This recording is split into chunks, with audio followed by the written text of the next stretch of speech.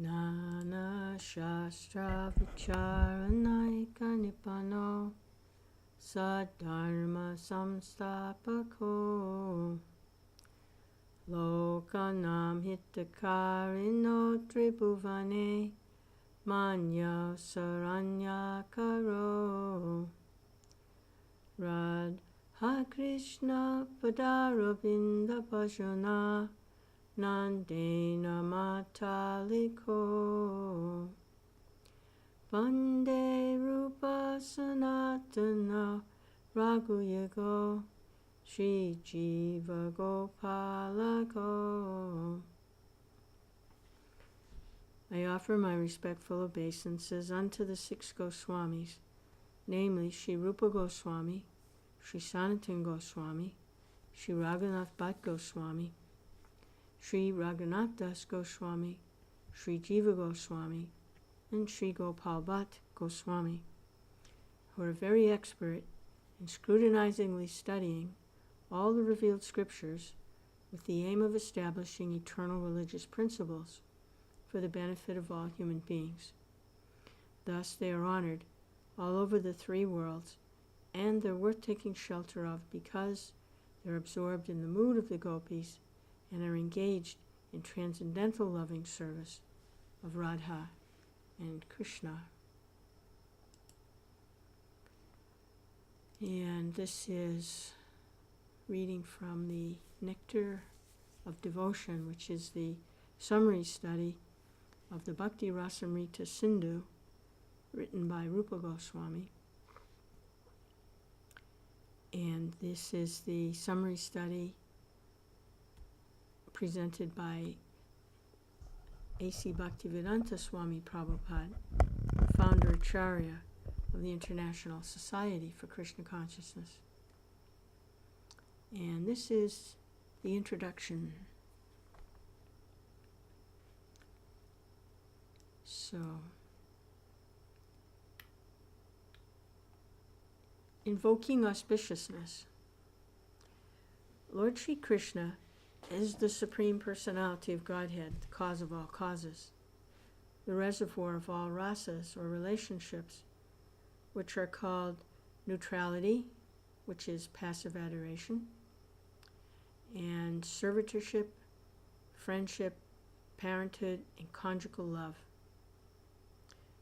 comedy, compassion, fear, chivalry, ghastliness, wonder, and devastation. He's the supreme attractive form, and by his universal and transcendental attractive features, he's captivated all the gopis, headed by Tarika, Palika, Shama, Lalita, and ultimately Srimati Radharani. Let his lordship's grace be on us, so that there may not be any hindrance in the execution of this duty of writing the Nectar of Devotion, impelled by his divine grace, Sri Srimad Bhakti Siddhanta Saraswati Goswami Prabhupada. Let me offer my respectful obeisances unto the lotus feet of Srila Rupa Goswami Prabhupada and of Srila Bhakti Siddhanta Saraswati Goswami Prabhupada, by whose inspiration I have been engaged in the matter of compiling the summary study of Bhakti-rasa Sindhu. This is the sublime science of devotional service as propounded by Sri Chaitanya Mahaprabhu, who appeared 500 years ago in West Bengal, India, to propagate the movement of Krishna consciousness. Srila Rupa Goswami begins his great book by offering his respectful obeisances unto Srila Sanatana Goswami, who is his elder brother and spiritual master. He prays that Bhakti-rasa Sindhu may be very pleasing to him, and he further prays that by residing in the ocean of nectar, he may always feel transcendental pleasure in the service of Radha and Kṛṣṇa. Let us offer our respectful obeisances to all the great devotees and acharyas, holy teachers. who are compared with sharks in the great ocean of nectar, and who do not care for the various rivers of liberation. Impersonalists are very fond of merging into the Supreme, like rivers that come down and merge into the ocean. The ocean can be compared with liberation, and the rivers with all the different paths of liberation. The impersonalists are dwelling in the river water, which eventually comes to mix with the ocean. They have no information, however, that within the ocean, as within the river, there are innumerable aquatic living entities. The sharks who dwell in the ocean do not care for the rivers which are gliding down into it. The devotees eternally live in the ocean of devotional service, and they do not care for the rivers. In other words, those who are pure devotees always remain in the ocean of transcendental loving service to the Lord and have no business with the other processes which are compared to the rivers that only gradually come to the ocean. Srila Rupa Goswami prays to his spiritual master, Srila Sanatana Goswami, for the protection of bhakti-rasa Sindhu, the ocean of the pure nectar of devotional service. From the argumentative logicians who unnecessarily meddle in the science of service to the Lord, he compares their arguments and logic to volcanic eruptions in the midst of the ocean. In the midst of the ocean, such volcanic eruptions can do very little harm, and similarly, those who are against devotional service to the Lord and who put forward many philosophical theses about the ultimate transcendental realization cannot disturb this great ocean of devotional service. The author of Bhakti-rasa Sindhu, Srila Rupa Goswami, very humbly submits that he's just trying to spread Kṛṣṇa consciousness all over the world, although he humbly thinks himself unfit for this work. That should be the attitude of all preachers of the Kṛṣṇa consciousness movement, following in the footsteps of Srila Rupa Goswami. We should never think of ourselves as great preachers, but should always consider that we're simply instrumental to the previous acharyas, and simply by following in their footsteps, we may be able to do something for the benefit of suffering humanity. Bhakti-rasa Sindhu is divided into 4 parts, just as the ocean is sometimes divided into 4 parts, and there are different sections within each of these 4 divisions. Originally, in Bhakti-rasa Sindhu, the ocean is divided like the watery ocean into east, west, north, and south, while the subsections within these different divisions are called waves. As in the ocean, there are different waves, either on the eastern side, the western side, the northern side, or the southern side. So similarly, Bhakti-rasa Sindhu has different waves. In the first part, there are 4 waves. The first being a general description of devotional service. The second concerns regulative principles for executing devotional service. And the third wave is devotional service in ecstasy. In the fourth is the ultimate goal, love of God. These will be explicitly described along with their different symptoms.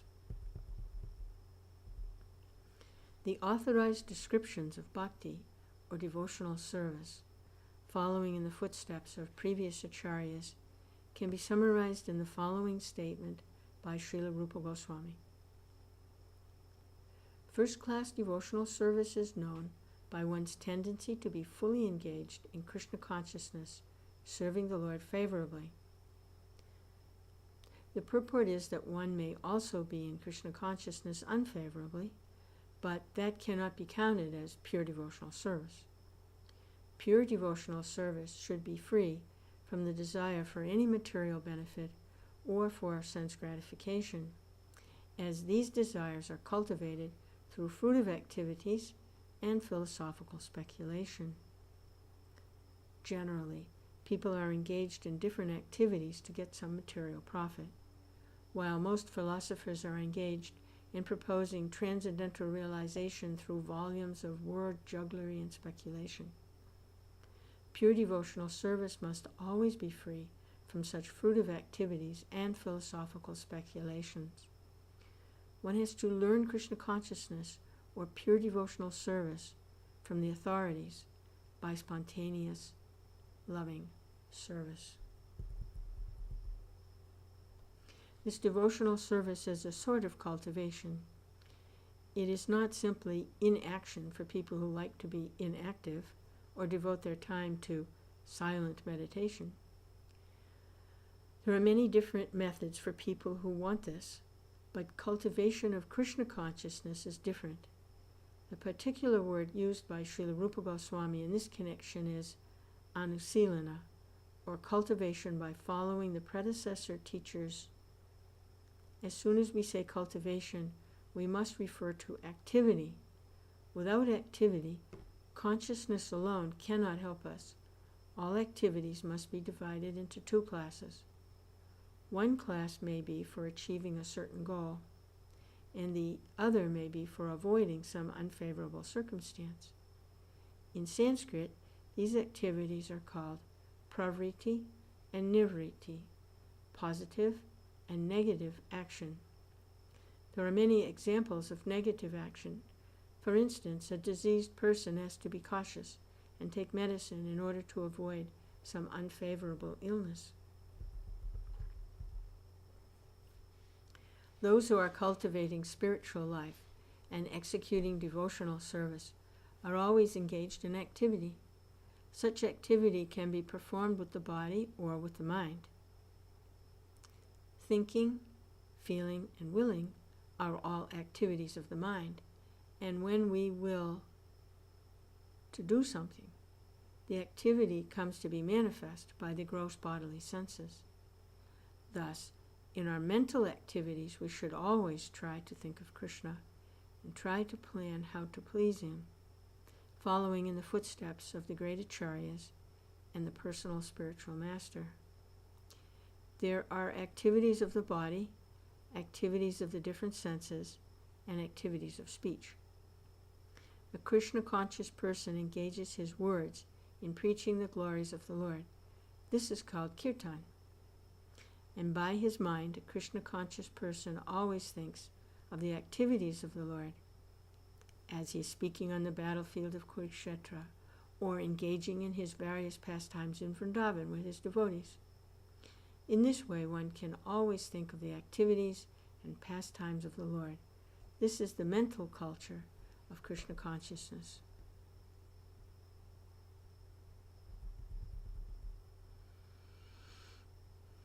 Similarly, we can offer many services with our bodily activities, but all such activities must be in relationship with Kṛṣṇa. This relationship is established by connecting oneself with the bona fide spiritual master, who is the direct representative of Kṛṣṇa in disciplic succession. Therefore, the execution of Krishna-conscious activities with the body should be directed by the spiritual master and then performed with faith. The connection of the spiritual master is called initiation. From the date of initiation by the spiritual master, the connection between Kṛṣṇa and a person cultivating Krishna consciousness is established. Without initiation by a bona fide spiritual master, the actual connection with Krishna consciousness is never performed. This cultivation of Krishna consciousness is not material. The Lord has generally three energies, namely, the external energy, the internal energy, and the marginal energy. The living entities are called marginal energy, and the material cosmic manifestation is the action of the external or material energy. Then there is the spiritual world, which is a manifestation of the internal energy. The living entities, who are called marginal energy, perform material activities when acting under the inferior external energy. When they engage in activities under the internal spiritual energy, their activities are called Kṛṣṇa conscious. This means that those who are great souls or great devotees do not act under the spell of material energy, but act instead under the protection of the spiritual energy. Any activities done in devotional service or in Kṛṣṇa consciousness are directly under the control of the spiritual energy. In other words, energy is a sort of strength, and this strength can be spiritualized by the mercy of both the bona fide spiritual master and Kṛṣṇa. In the Chaitanya Charitamrita by Krishnadas Kaviraj, Lord Chaitanya states that it is a fortunate person who has come in contact with a bona fide spiritual master by the grace of Kṛṣṇa. One who is serious about spiritual life is given by Kṛṣṇa the intelligence to come in contact with a bona fide spiritual master, and then by the grace of the spiritual master one becomes advanced in Kṛṣṇa consciousness. In this way, the whole jurisdiction of Kṛṣṇa consciousness is directly under the spiritual energy, Kṛṣṇa and the spiritual master. This has nothing to do with the material world. When we speak of Kṛṣṇa, we refer to the Supreme Personality of Godhead, along with his many expansions. He is expanded by his plenary parts and parcels, his differentiated parts and parcels, and his different energies. Kṛṣṇa, in other words, means everything and includes everything. Generally, however, we should understand Kṛṣṇa to mean Kṛṣṇa and his personal expansions. Kṛṣṇa expands himself as Baladev, Shankarshan, Vasudeva, Aniruddha, Pradyumna, Rama, Nrsimha, Varaha, as well as many other incarnations and innumerable Vishnu expansions. These are described in the Srimad Bhagavatam to be as numerous as the uncountable waves. So Kṛṣṇa includes all such expansions, as well as his pure devotees. In the Brahma Samhita it is stated that Kṛṣṇa's expansions are all complete in eternity, blissfulness, and cognizance. Devotional service means to prosecute Kṛṣṇa conscious activities which are favorable to the transcendental pleasure of the Supreme Lord, and any activities which are not favorable to the transcendental favor of the Lord cannot be accepted as devotional service. For example, great demons like Ravan, Kamsa, and Hiranyakashipu were always thinking of Kṛṣṇa, but they were thinking of him as their enemy. This sort of thinking cannot be accepted as bhakti or Kṛṣṇa consciousness. The impersonalists sometimes misunderstand devotional service in such a way that they divide Kṛṣṇa from his paraphernalia and pastimes. For example, the Bhagavad Gita is spoken on the battlefield of Kurukshetra. The impersonalists say that although Kṛṣṇa is of interest, the battlefield of Kurukshetra isn't. The devotees, however, also know that the battlefield of Kurukshetra by itself has nothing to do with their business, but in addition they know that Kṛṣṇa does not just mean Kṛṣṇa alone. He's always with his associates and paraphernalia. For instance, if someone says, "Give something to eat to the man with the weapons," the eating process is done by the man, not by the weapons. Similarly, in Kṛṣṇa consciousness, a devotee may be interested in the paraphernalia and locations, such as the battlefield of Kurukshetra, which are associated with Kṛṣṇa, but he's not concerned with simply a battlefield. He's concerned with Kṛṣṇa, his speech, his instructions, etc. It's because Kṛṣṇa is there that the battlefield is so important. This is the summary understanding of what Kṛṣṇa consciousness is. Without this understanding, one is sure to misunderstand why the devotees are interested in the battlefield of Kurukshetra. One who is interested in Kṛṣṇa becomes interested in his different pastimes and activities. The definition of a pure devotee, as given by Rupa Goswami and Bhakti-rasa Sindhu, can be summarized thus. His service is favorable. He's always in relation to Kṛṣṇa. In order to keep the purity of such Kṛṣṇa-conscious activities, one must be freed from all material desires and philosophical speculation. Any desire except for the service of the Lord is called material desire, and philosophical speculation refers to the sort of speculation which ultimately arrives at a conclusion of voidism or impersonalism.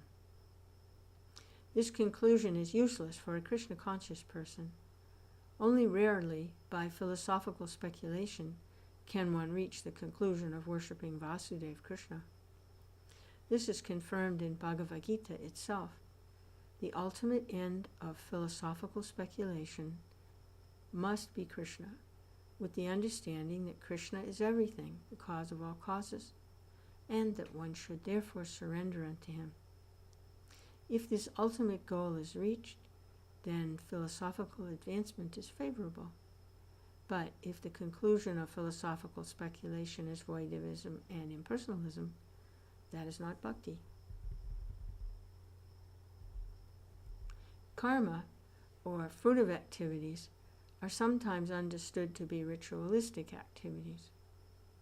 There are many persons who are very much attracted by the ritualistic activities described in the Vedas. But if one becomes attracted simply to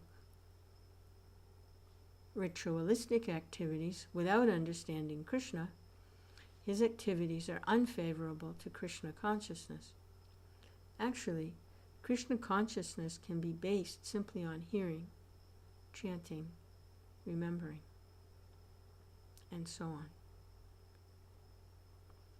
Described in the Srimad Bhagavatam are 9 different processes, besides which everything done is unfavorable to Kṛṣṇa consciousness. Thus, one should always be guarding against fall-downs. Srila Rupa Goswami has also mentioned in this definition of bhakti the word jnana karmadi. This karmadi, or fruitive work, consists of activities which are unable to help one attain to pure devotional service. Many forms of so-called renunciation are also not favorable to Kṛṣṇa-conscious devotional service. Srila Rupa Goswami has also quoted a definition from the Narada Pancharatra as follows. One should be free from all material designations and must be cleansed of all material contamination by Kṛṣṇa consciousness. He should be restored to his pure identity, where he engages his senses in the service of the proprietor of the senses. So, when our senses are engaged for the actual proprietor of the senses, that's called devotional service. In our conditional state, our senses are engaged in serving these bodily demands. When the same senses are engaged in executing the order of Kṛṣṇa, it's called bhakti.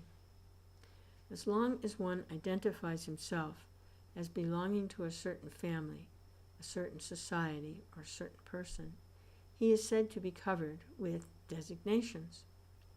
When one is fully aware that he does not belong to any family, society, or country, but is eternally related to Kṛṣṇa, he then realizes that his energy should be employed not in the interest of so-called family, society, or country, but in the interest of Kṛṣṇa. This is purity of purpose and the platform of pure devotional service in Kṛṣṇa consciousness.